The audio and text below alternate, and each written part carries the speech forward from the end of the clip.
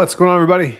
It's Dot Bets. We're back at it this week, right after another runner-up finish for your boys here on the U.S. Open. Sammy Burns. Oh, how I wish I could get some his putts, his chips, his wedge shots back, and kudos to everybody who won with Wyndham. And obviously, Wyndham's been playing well, but played absolutely out of his mind to have a 6-stroke lead going into Sunday. Yeah. How are you feeling, Teaser? Yeah, like you said, just another rough week with the outrights. 2 runner-ups, or both of us having Burns, so that's another frustrating week there. Overall, it was a good week with the tournament matchups, 3-0 there with the max play Xander over Cam Young after having Cam Young having a little bit of a wrist injury. So obviously the cash cow Xander top 20 at U.S. Opens hit again, so that was overall outside the outright could have been a pretty great week with Burns, but other than that, it was a good week. Kind of Sunday ended up being decent, I guess, finish because we kind of had a guy in the mix, but I think it was pretty underwhelming U.S. Open in my opinion, just given the crowds. It's tough, obviously, to get to that destination, obviously. Yeah. So, but yeah, just the crowds were pretty underwhelming. I think they kind of hyped it up a little bit more, only 3 people under par, but I was expecting a little more carnage. I think it was still kind of playable. I don't know if you kind of agree with that, but I think they hyped it up just like I thought the winning score was going to be like 4 over. So I feel like that's what everyone was trying to get at. And I was pretty surprised at how like wide the fairway were. I know that was in our kind of description, but it was like it played like, I mean, it was hard to miss the fairway. Honestly, people were bombing it 400 yards down the middle of the fairway every single drive. So that was interesting. Obviously, the greens play hard, but the greens were the real kicker where you're just like, okay, if you're not going to hit in the right spot, it's going to roll off the green, and you're just going to have to play with your short game, and then the short game, goes to crap, and it's just all bad, aka Russell Henley. So he shot like an 85, I think, on Sunday. It was a joke. I don't know what he's doing, man. So everyone. I mean, he opened up at 47-1 this week, so we'll get on him in a little bit here. But he is a bounce back candidate. So, all right, if you guys are new here, we've been balls deep in the PGA Tour since January. So lots of action we've had. What's up, Trent? Appreciate you tuning in again, aka the guy shows up every show. Love you, Trent. We will go over the Travelers Championship this evening. We got outrights, matchups, DFS talk, and answer any of your guys' questions. As always, we'll have our official plays tomorrow night, and then all the plays for each round are in the Sharp Bros Discord. Shout out to everybody in the Sharp Bros Discord. If you want a discount, hit the link below. Hey, and go ahead and get in our the Sharp Bros Discord with Kentown, Panda Cats, Haldir. We got all. We got a great community. We're absolutely rolling through MLB. Got the World Cup going on right now. So NBA draft tonight. I think your Wizards are on the clock, I believe. Yeah, they're picking right now. They got 5 minutes. So. They got 5 minutes. Yeah, they're gonna go. Yeah. They're gonna do AO. I'm assuming. I hope so. We'll see. Let us know. So, all right. Let's get to it. Teaser, take it away. What are we looking for this week? What are we targeting? Let us know. Yeah. So TBC River Highlands Travelers Championship. I think it's one of the best tournaments of the year. I got to go to it a few years ago, and it was one of the best courses. Honestly, I think they have. Obviously, it's going to get close to 20 under, but it's always a great finish. It's always either a playoff or close to it. With the final stretches of holes there. Couple drivable par 4s, tough holes like that.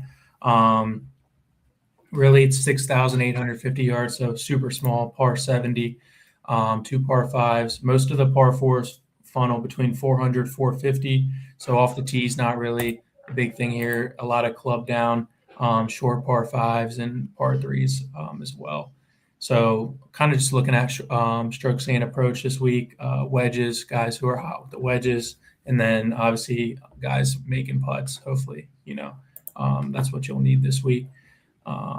So yeah, short positional course, a couple course comps, Colonial Country Club, where Henley won almost a month ago now. So he's going to be a popular play this week.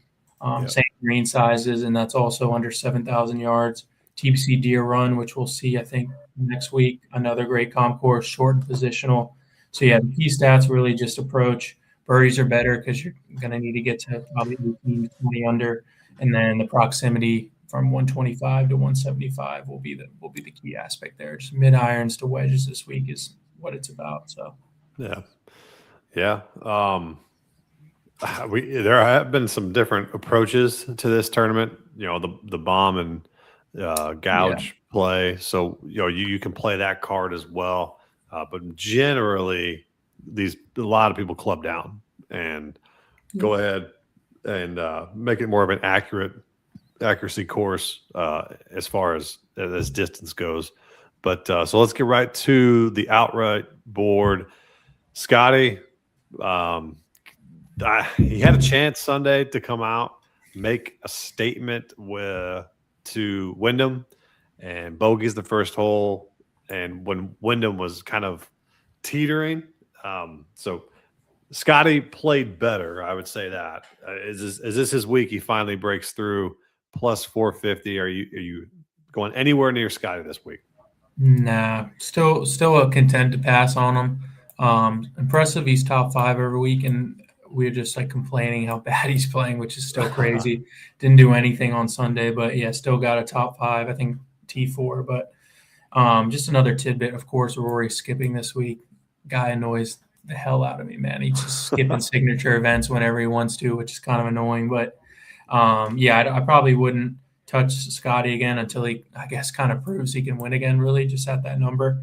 It's kind of creeping up there at 450 because, I mean, they're like, hey, he's not really winning, so can't really put him at 2-1 anymore. But obviously, top of the board, I think this week for me is a no-go again. Xander at that price and Aberg at that price will never touch in a tournament like this, just where you can kind of get shorter hitters down on the board a little more. Fleetwood, I would have loved to take this week. I'm just going to try to shop if I can get like a 20-1 or more. Obviously, on DraftKings, it's showing a 17, so I don't think that's really takeable. Hopefully, maybe another site has 20. I would probably tell everyone to take 20-1 or more on him this week. Obviously, he was in that playoff last year and pretty much folded to Keegan. He had it in the bags and blew it. So he always plays good here. I think he's kind of coming in to form. Played decent last week. I think he had a T11 or something. So wedges and putting for him, I probably would start the card there with him. So yeah, and Scotty, just to note, he did win this back in 24, 6th last year. I mean, he's going to get it done sooner rather than later. He's got 5 top 5s in the last 7 events. I mean, it's only a matter of time where we just say, okay, deposit like $1,000 and put it on Scotty right now. I'm just going to say I could see it being this one.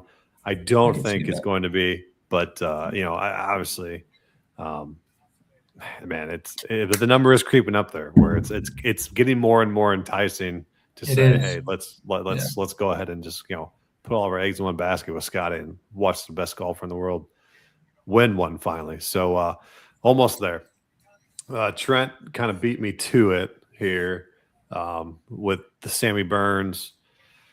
What do you guys think about riding the hot hand and Sammy? He's got to get it done right.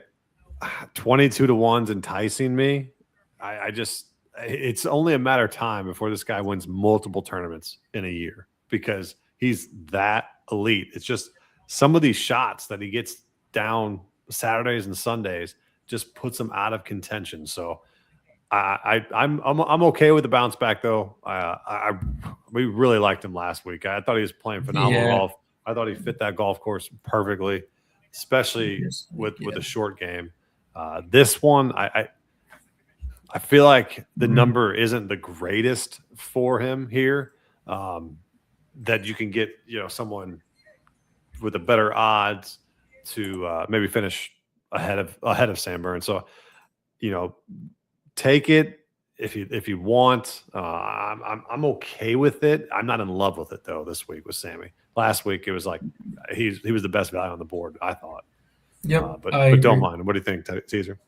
Yeah, he already knows what I think about that. He asked me before, but I just don't like. Yeah, we always talk about the recent form and riding a hot hand, but like he's shown us multiple times where like I can play the narrative of he's just not doing enough to get it done at this point. Like, and like you said, over the weekend he had multiple chances to get Wyndham on Sunday. He just like when he needs it the most, they're just not falling, or he's just not making that shot to like win him the tournament. So at 22-1 on a guy who hasn't won in 3 years, like he might be in contention this week, but do I trust him to win? Not really. So just going off that, I don't really like the number. So I probably am going to pass on him just for that. Yeah. The guy that kind of was okay last week, kind of, I guess, fell by the wayside. Didn't hear too much chatter about him was Fitzy. And Final group on Saturday. Yeah. But then he kind of faded over the weekend. So I don't see too many people talking Fitzy this week. But I still think a guy who's got 3 wins on the year, same number as Burnsy at 22-1, probably where I'm going to start my card this week. I don't think it's a terrible way to go about it. But just the way, he's got a 22 last week, a second, 36, 14th, and then a 1, 18, 1, 2. I mean, like they've done a hell of a year. So, but approach around the green, probably playing the best of his career. So definitely like Fitzy this week there. I really wish this guy would just stop getting so highly gassed every week. Is Siwoo Kim? Like almost 25-1. And there were so many people on him last week, and it did not make any sense. Missed the cut, played horrifically. I get it. Now it's like, I think it's a Pete Dye course, so he always plays these very well.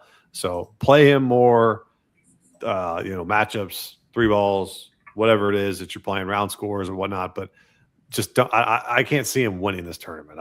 Especially at that number. But I just cannot believe he keeps getting gassed up like that. And I wish he was like in the 30s or the 40s, but like mid 20s is just too low for me. Yeah. Anybody else you're looking at? How about you're gonna go back to your boy Wyndham this week? Yeah, no thanks. Not after that. But I mean, I'm really never on this guy. I'm gonna say now, and this range is Morikawa. I'm probably gonna get sucked in on that. But 17th last week, I mean, I don't know. I just like played decent last week, just obviously not putting it all together. Putted pretty solid around the greens, kind of sucked. But at this place, I mean, you don't really need around the greens. It's just a guy who can hit his wedges pretty well, hit fairways. And then another interesting thing about this course is the rough. Hitting in the rough, honestly, is pretty penal here, even though it's not that hard of a course. So he does hit fairways. Wedges are pretty sharp. So 31-1, I think, is a pretty good number.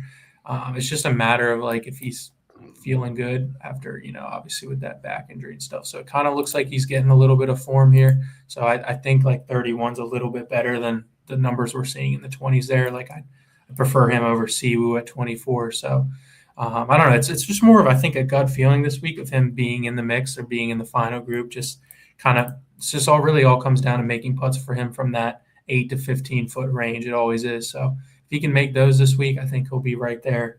And then obviously just to kind of touch on this guy, Russell Henley had a pretty bad week last week. He kind of does that sometimes where it's like just it's pretty in form, right? He just won. He just kind of lays a dud there and shoots in the 80s. But that's another number. I think it opened at 47, which I probably should have jumped on because that's an insane number. But 34-1 with another guy who just plays in the fairway, is great with his wedges, and obviously when the putter's pretty streaky at times, but if it gets hot, we've seen him obviously win in the last month. So I think he's another good play. Obviously just kind of scratching last week and then just, regrouping this week and probably will be in contention as well. So yeah, I'm fine with those, except Morikawa. I just cannot. I'll never. It's tough, but I mean, it's just a gut feeling this week. It probably will be more of a wide. He played a lot better than I thought, but I feel like he's been doing that. He did that with the Masters right after that back injury, and he's playing a lot better in majors recently. So that's good to see with Colin. 31 is not a bad number. I'm okay with that. I put this guy as the cover boy, and he's intriguing me this week, and that's Viktor Hovland. He, I'm telling you, it is not for the faint of heart here for anybody that likes to bet Viktor Hovland, because you have a cut, a third, and then a cut. So you're either going to get a very, very good Viktor or a very, very bad Viktor recently. So I'm going to go back to the trend here where I'm thinking we're going to get some good Viktor. He as okay. With Drew last year, I think he had the injury last year. But T11, T29, T20. His ball striking is always very good here. His approach is always very good here. And his around the green and putting are what have been really, really bad. So when he plays well, his around the green is exceptional. And he's a lot better around the green than people give him credit for. He's just very inconsistent. So this week, I don't know, gut feeling that I just think that he's going to be around. I think he likes this golf course. It fits his game a little bit more for what he's trying to accomplish on a day-to-day basis. So Hovland makes some sense to me coming in at 40-1. Not awful there. And then one guy I'm not usually on, but I kind of like him this week is douchebag Ben Griffin. And I don't know why. He just it just to me screams a Ben Griffin tournament. And I never ever bet Ben Griffin. I remember I think it was last year he was winning tournament after tournament, and we were like, okay, this guy sucks. We're not doing it. We're not doing it. And but he's got pretty good numbers here. T14 last year. Then obviously he's been playing a lot better golf. I know he got cut off the Memorial Tournament, top 20 last week, third the week before at the Charles Schwab T14 at PGA Championship. Game is coming into form, I think. Just another guy. His approach is very, very good off the tee, very, very solid. Just not someone I like to give a lot of credit to, but I think Ben Griffin makes some sense this week. 44-1, not that bad. If you wanted to go maybe a little bit more, you don't want to stomach Viktor Hovland, maybe go Ben Griffin instead for somebody more conservative there. Yeah. I feel like one more guy we kind of have to talk about just to bring him up in the 40s range is Keegan at 45, just because this is kind of his tournament, I guess. But I don't really know what to do with him this week, because it's like I know he obviously plays well here in courses around the Northeast, but he had 2 wins here, a second in 2019. I don't know. It's interesting with him this week. This year, because obviously he has 0 form all year. Like Florida swing was horrible. Kind of caught some form in May with a 12th at RBC, 19th at Truist, 19th at Memorial, and then a 32 last week at U.S. Open. Just kind of not crisp. The putting wasn't there last week. So I don't know. Maybe you can take a stab at him at a course where obviously he feels pretty comfortable with. So, the reigning champ, maybe get him at 45-1. I think that's not the worst number out of everything on the board. So, well, I'm looking back. I'm just looking back at my old outrights. I always love doing that. Finau, Burnsy, and Tom Hoagie last year. Wow. Yeah. Might be on Burnsy this year. Burnsy, we'll see. But Burnsy was what? 30-1 last year. So yeah. Top 10. I wasn't going to bring this guy up this week, but Cantlay. I think that's another solid guy for your round matchups. Do not pick him for an outright though. No. But he's playing very good golf. So likes his course too. Yeah. Yeah. So I'm totally fine with that, but just less outright, more round by round on him. I'm just going to bring this guy. Is Spieth ever going to win ever again. I mean, it is not looking good for that guy. I wouldn't put it out of the question. Yeah, I don't know if I would say ever again, but definitely, I don't think he's going to win this week. I don't know. He's just I can't put 4 rounds together. But I mean, yeah, I just think obviously I'm going to pass on him. But I mean, he's got a ton of T12s, T11s, T11, T12, T18, T19. I mean, he's there this year, and it just cannot, like you said, cannot put 2 rounds together whatsoever. Yeah, I mean, I probably wouldn't pass on that. The 50 range isn't that intriguing to me, but I think honestly the last guy I'm going to look at for like a mid-sized long shot, I would say, is Harmon at 68 to 1. Probably one of the like 3 or 4 courses you can take this guy a year at. Outside of the year. I mean, like absurd course history. Could be like a sneaky one and done play too if people do that. 8th year last year, 9th. This is just going down in order of years. 8th, 9th, 2nd, 8th, 5th, 8th, 6th, 3rd. So, I mean, he's just pretty much obviously the safer bet would be top 10, but this is a course where, I mean, distance is pretty much not a thing. So this is where a course where he can contend and, actually not be at a disadvantage. So usually he's putting it the lights out here. It's pretty good throughout the bag. So yeah, I think he's a solid, probably more obviously top 10 play, but 69 to 1's a pretty good value play as well on him because he's probably going to be in the mix at a course he likes. Yeah. Another guy intriguing me this week is Bobby Mack. Plays this course well, 68 to 1. That's crazy too. Yeah. That's a very, very good number there on Bobby Mack. 2 top 20s in his appearance here for 2 straight years. Didn't play very well. I thought he was more of a sneaky play on the U.S. Open with the link style. Just could not get his approach close enough. Thought he putted very well, but could not get anything close enough there to contend. T40 for him there. T15 the week before RBC. I wouldn't say he's in perfect form, but I think this a tournament that you don't have to bomb it. You're more of the accuracy kind of tends me more to Bobby Mack on that front.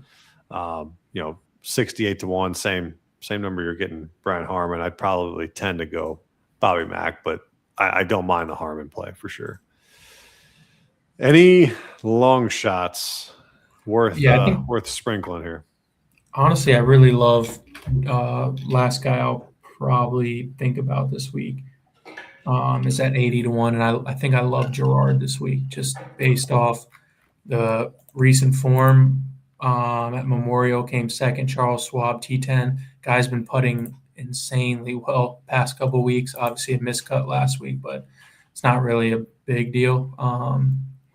So yeah, I think if that putter stays hot, he'll be here. Obviously a great wedge player as well, so within 125 yards. So I think if he can keep putting like he's done the last month, he'll be right in contention again this week. And I think 80 to 1's a pretty good number as well. I like it. Let me see. I'm just trying to see if I like any particular long shots here this week because Gerard makes a lot of sense. Yeah, I don't mind him. I'm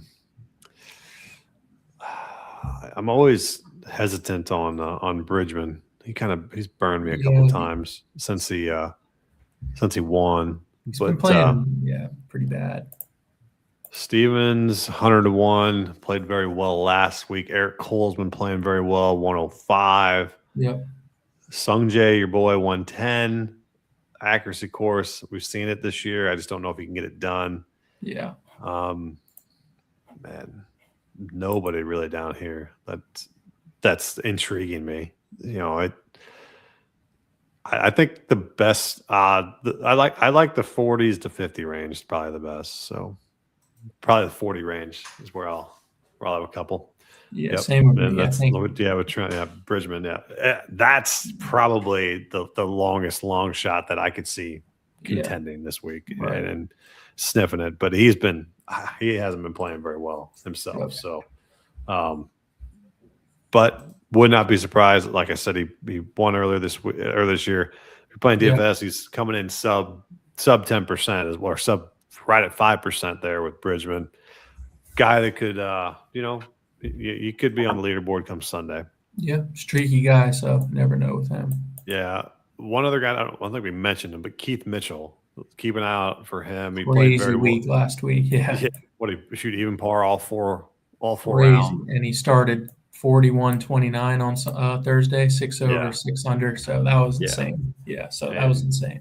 But someone to keep an eye on too with Keith Mitchell. Don't necessarily like his win equity, but I did want to point out that he's one of the guys I like this week too. All right, so let's get into the matchups real quick. Let's see if we find one that we like.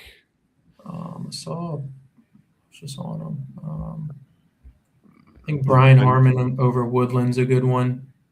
Yeah. At minus 120. Like I said, one of the tournaments I love taking Brian Harmon at, so I think he has the advantage there. I can never read Minwoo Lee. So like Ben Griffin over pass on Minwoo. that. But I mean, Minwoo could miss. I don't know. I just don't think he's. I don't know. He's so damn sporadic. I think Ben Griffin's gonna have a good week, so that might be one I'm looking at. Okay. Yeah.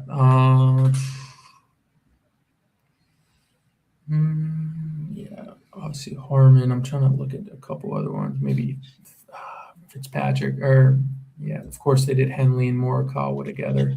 Of course. Classic. So we'll stay away from that. What else we got?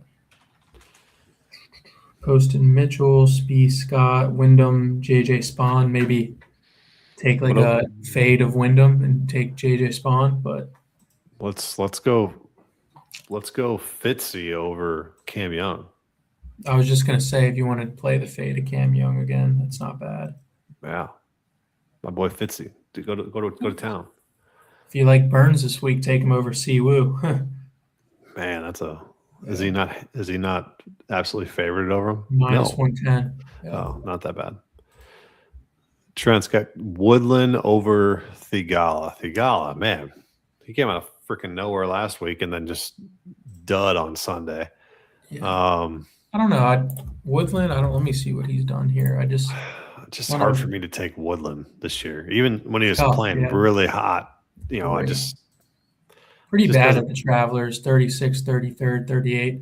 I mean, if I were to take Woodland anywhere, it definitely wouldn't be at the Travelers, but obviously we're playing good golf. I mean, he kind of hits this course kind of nullifies what his advantage is, I would say, on the field. So I probably wouldn't take him at a course like this. But I'd probably stay away. I think the Gala could, just repeat it. But I don't think he's another streaky guy. The Gala, you kind of can't really predict what he's going to do. Yeah.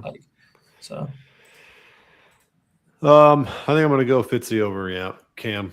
Like that. I'll do Harmon over Woodland as I just cheat that up. Yeah. There you go. Yeah. But these are pretty good, pretty decent. Yeah. I thought last week's were pretty good too. So, all right. If you got any questions, hit us up. We'll be in the Sharp Bros Discord.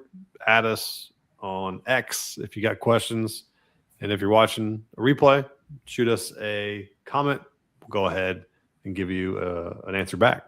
So appreciate you guys tuning in. We will be back same time next week. See you guys. See you.